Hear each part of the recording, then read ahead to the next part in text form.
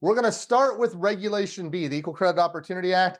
And so what's Regulation B say about applications? Well, it says we're going to take a really broad definition and apply it here.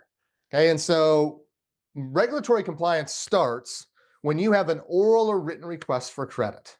Now, it can start before that from the aspect of you can't illegally discriminate even before you have an application. That would be bad. But once we get to an application, we have things like intent to apply and appraisal disclosure, and we'll get into some of that a little bit later on here. But what is an application? Well, Reg B has the broadest definition. There are other regs that we'll get to a little later, but it's an oral or written request for credit. The misconception for most when we start to talk about applications is that it's a piece of paper. Well, this is a piece of paper that says application at the top, but it merely documents the application.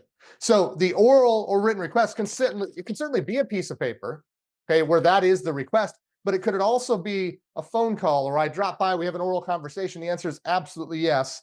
Okay, an oral or written request for credit is going to be an application. Drop down to the bottom of page 1, number 3. It says the reason this is important is because when you have an oral or written request for credit, it starts the compliance requirements. Things like intent to apply, demographic information. If we're talking about certain mortgage loans, we'll get a demographic information collection later. That's race, sex, and ethnicity. The appraisal notice that will ultimately be followed by the free copy. We'll get to that later as well. But that's the definition of application in Reg B. Now, I wish we could stop there. That really broad definition actually is pretty simple and straightforward, right? Oral written request, and we start doing things. Well, regulations sometimes complicate matters more than they should, and